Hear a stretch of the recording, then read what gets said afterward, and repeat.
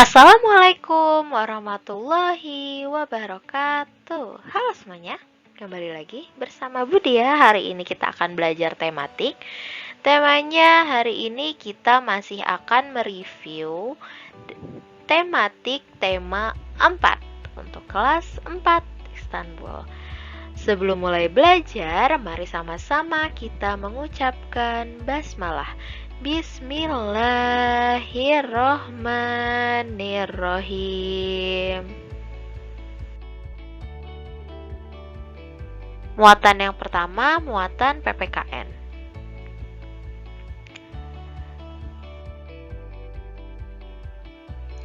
Ayo kita ingat kembali bunyi dan simbol setiap Pancasila.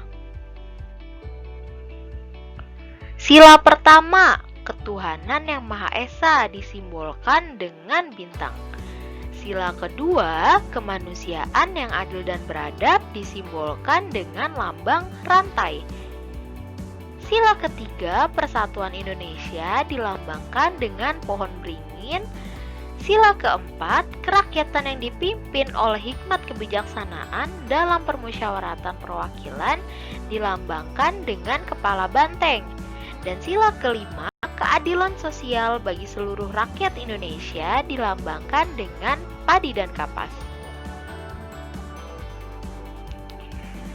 Nah, kita sampai ke inti. Hari ini kita akan membahas tentang sila pertama pada Pancasila yang memiliki simbol bintang. Makna yang pertama yaitu percaya kepada Tuhan yang Maha Esa. Makna kedua, melaksanakan kewajiban kepada Tuhan yang Maha Esa. Yang ketiga, saling menghormati antar umat beragama. Yang keempat, tidak mengganggu teman beribadah. Dan yang kelima, kerjasama dan tolong-menolong. Hubungan simbol dengan makna kedua Pancasila. Sila kedua Pancasila berbunyi kemanusiaan yang adil dan beradab. Sila kedua Pancasila dilambangkan dengan gambar rantai berwarna kuning emas. Gambarnya bisa dilihat ya, yang ada di layar sekarang. Mata rantai berbentuk segi empat melambangkan laki-laki, sedangkan mata rantai berbentuk lingkaran melambangkan perempuan.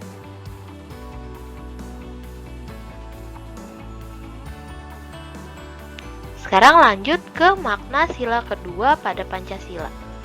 Berikut ini adalah contoh perilaku yang sesuai dengan makna sila kedua Pancasila. Makna sila kedua pada Pancasilanya yaitu beradab dalam rasa, pikiran, dan tindakan. Contoh perilakunya, tidak berprasangka buruk kepada orang lain dan tidak mengejek orang lain. Lalu untuk makna mengutamakan kebenaran dan keadilan, contoh perilakunya melaporkan teman yang membolos dan menegur teman yang menyontek. Selanjutnya, makna setiap manusia setara dan sejajar. Contoh perilakunya tidak memandang rendah orang miskin dan berlaku sopan kepada setiap orang. Makna selanjutnya yaitu anti penjajahan. Contoh perilakunya menyumbang untuk korban perang dan tidak merampas punya orang lain. Hubungan simbol dengan makna ketiga Pancasila. Sila ketiga Pancasila berbunyi Persatuan Indonesia, memiliki simbol pohon beringin. Nah, simbol pohon beringin pada sila ketiga Pancasila bermakna rakyat Indonesia dapat berlindung di bawah negara Indonesia.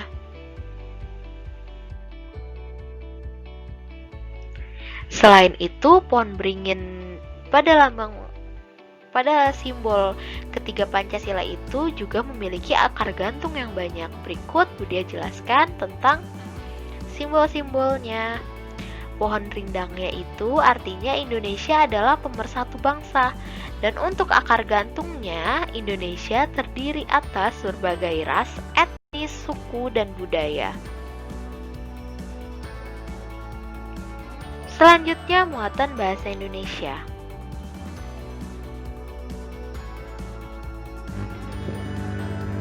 Selanjutnya adalah memberikan pendapat terhadap perilaku tokoh dari cerita yang dibaca. Lakukan cara berikut untuk memberikan pendapat terhadap perilaku tokoh.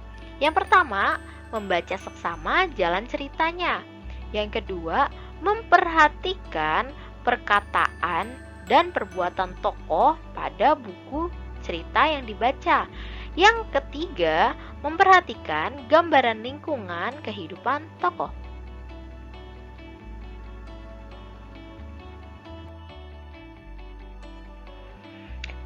Menentukan pesan moral dari suatu cerita. Yang pertama, membaca cerita dengan cermat. Yang kedua, mencari peristiwa dan kalimat yang mengandung saran, nasihat, pesan, atau anjuran. Yang ketiga, membuat kesimpulan dari peristiwa atau kalimat yang mengandung saran, nasihat, pesan, atau anjuran dengan bahasa sendiri.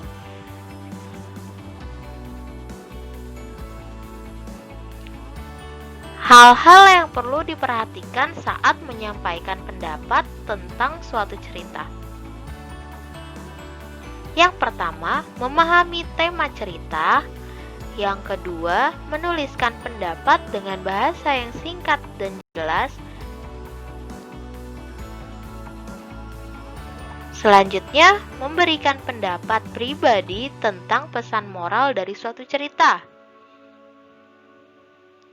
Pesan moral merupakan pelajaran berharga dalam sebuah cerita yang dapat kita jadikan pelajaran dalam kehidupan sehari-hari. Pendapat pribadi tentang cerita dalam dongeng. Dongeng adalah cerita yang tidak benar-benar terjadi. Di dalam dongeng terdapat unsur-unsur cerita seperti tokoh, alur atau jalan cerita, dan pesan moral. Sebelum memberi pendapat, kita perlu membaca dongeng dengan cermat.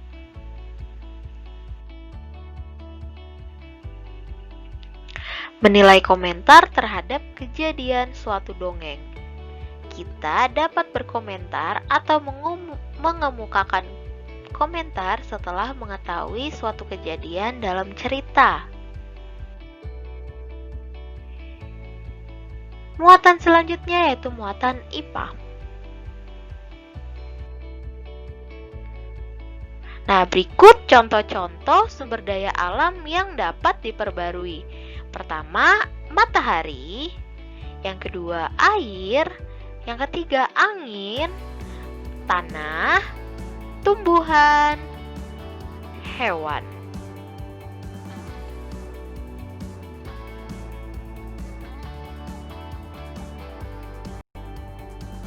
Sedangkan contoh sumber daya alam yang tidak dapat diperbarui yaitu diantaranya adalah hasil-hasil tambang seperti emas, mutiara, dan sebagainya, minyak bumi, dan gas alam.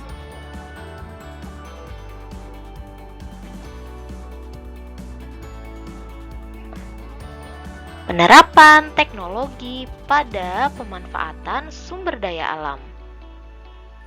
Setiap pekerjaan membutuhkan usaha dan keuletan, termasuk pekerjaan sebagai nelayan. Salah satu teknologi yang dibutuhkan nelayan yaitu teknologi menangkap ikan, yaitu dibedakan menjadi dua, teknologi tradisional dan teknologi modern.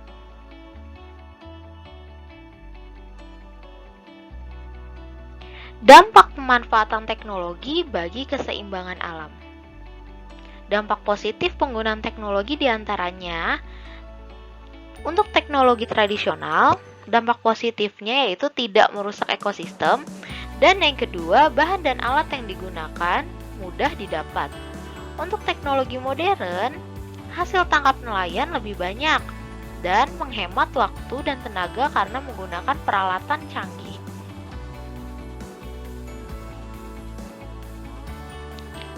Berikut dampak pemanfaatan teknologi bagi keseimbangan alam. Dampak negatif penggunaan teknologi. Kalau yang tadi positif, kalau yang sekarang negatifnya. Untuk teknologi tradisionalnya, Hasil tangkap ikan sedikit karena bergantung pada cuaca dan arah angin. Yang kedua, menghasilkan waktu dan tenaga karena peralatannya masih tradisional. Dan untuk teknologi modernnya, dampak negatif yang pertama yaitu merusak lingkungan jika digunakan secara berlebihan, dan yang kedua menghabiskan biaya karena alat yang digunakan dibuat oleh pabrik yang biasanya harganya akan lebih mahal daripada alat-alat berteknologi tradisional.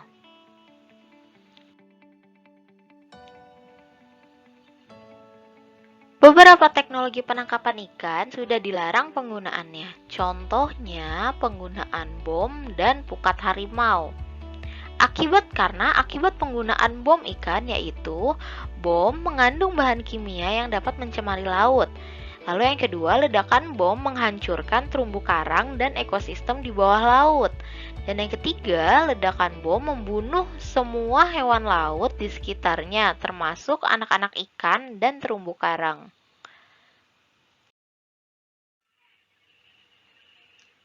Dampak eksploitasi hutan yang berlebihan.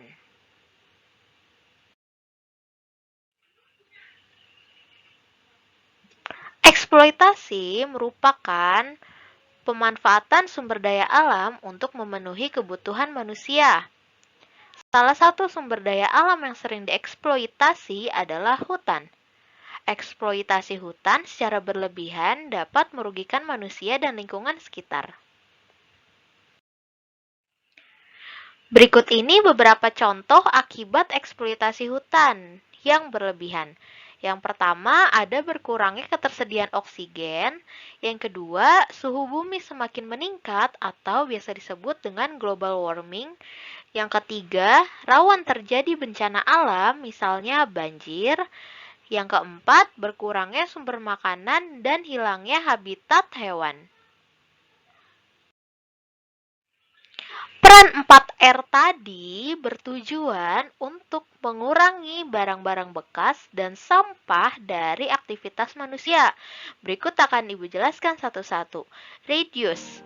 Reduce itu mengurangi potensi benda yang telah digunakan menjadi sampah.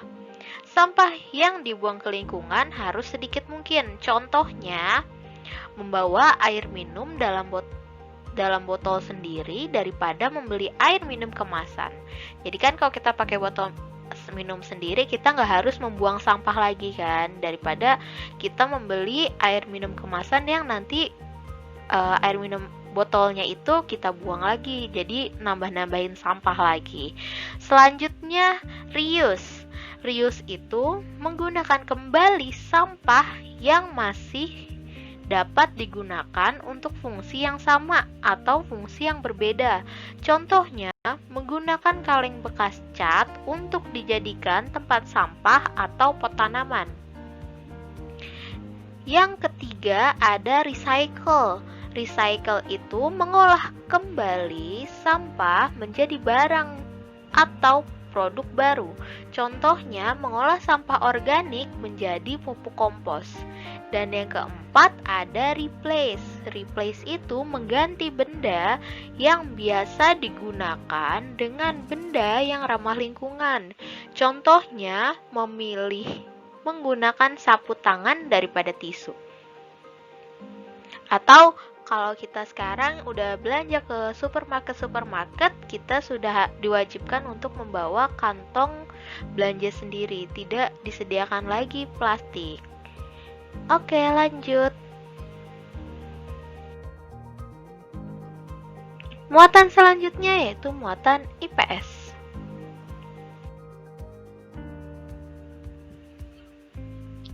Masih di daerah dataran tinggi seperti di Jawa Barat banyak dimanfaatkan untuk perkebunan teh.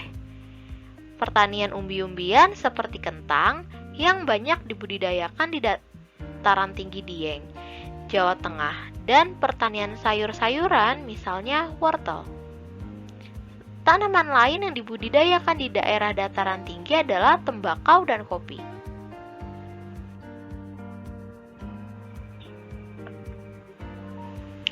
Biasanya, tanaman yang dibudidayakan antara lain padi, jagung, buah-buahan, dan sayur mayur.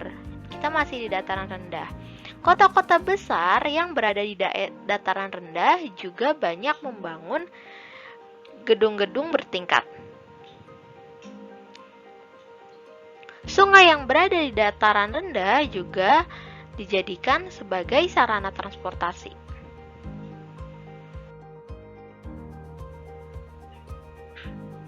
Pekerjaan di daerah pantai.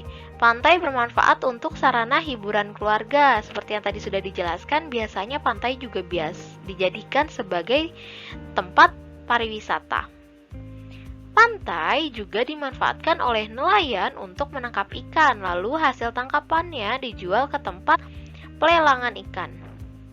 Pantai juga dimanfaatkan untuk menanam tanaman kelapa dan hasil buahnya dan daunnya dijual ke pasar.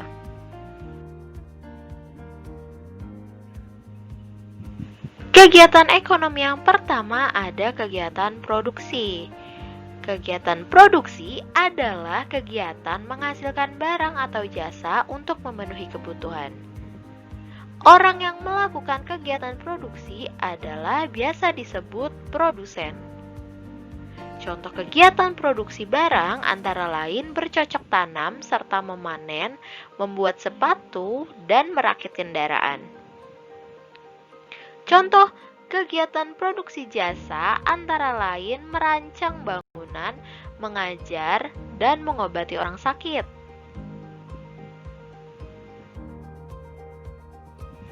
Kegiatan ekonomi yang kedua ada distribusi. Distribusi adalah kegiatan penyaluran barang dan jasa dari produsen ke konsumen. Orang yang melakukan kegiatan distribusi adalah biasa disebut dengan distributor. Ada beberapa macam distributor seperti agen, pedagang grosir, dan pedagang eceran. Contoh kegiatan distribusi antara lain menyalurkan air mineral kemasan, menjual kebutuhan pokok, atau mengantarkan produsen jasa kepada orang yang membutuhkan. Kegiatan ekonomi yang ketiga ada konsumsi. Konsumsi adalah kegiatan manusia menggunakan barang atau jasa untuk memenuhi kebutuhan. Orang yang melakukan kegiatan konsumsi biasa disebut konsumen.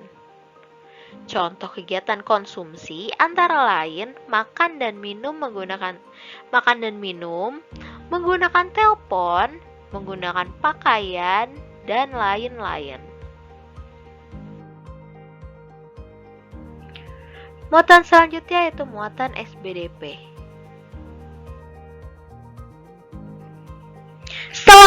Setelah menentukan tema dan bentuk kegiatan objek, selanjutnya kita perlu menggambar sketsa.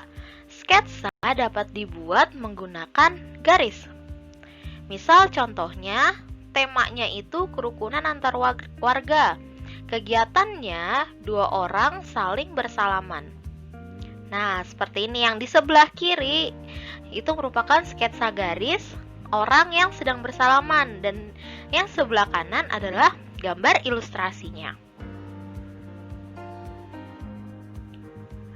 Teknik mewarnai gambar yang kedua adalah teknik gradasi. Gradasi adalah susunan atau tingkatan warna. Teknik gradasi dilakukan dengan menyusun pewarnaan dari terang ke gelap. Misalnya, mewarnai gambar daun dengan warna hijau muda dan hijau tua. Hasilnya akan menimbulkan susunan atau paduan warna yang indah, seperti contoh yang ada di gambar. Lalu teknik mewarnai yang ketiga ada teknik penghalusan warna.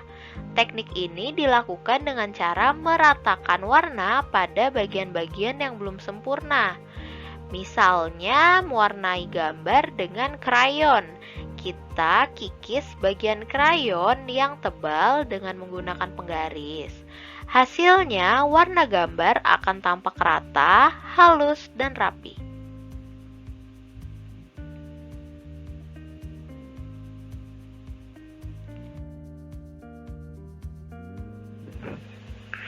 Oke, sekian review kita pada hari ini. Jika ada yang masih kurang, bisa dilihat-lihat lagi video-video yang sebelum-sebelumnya.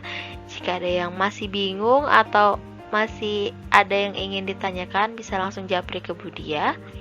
Kurang lebihnya mohon maaf. Mari sama-sama kita tutup pembelajaran kita pada hari ini dengan mengucapkan hamdalah, alhamdulillahirabbil alamin. Wassalamualaikum warahmatullahi wabarakatuh.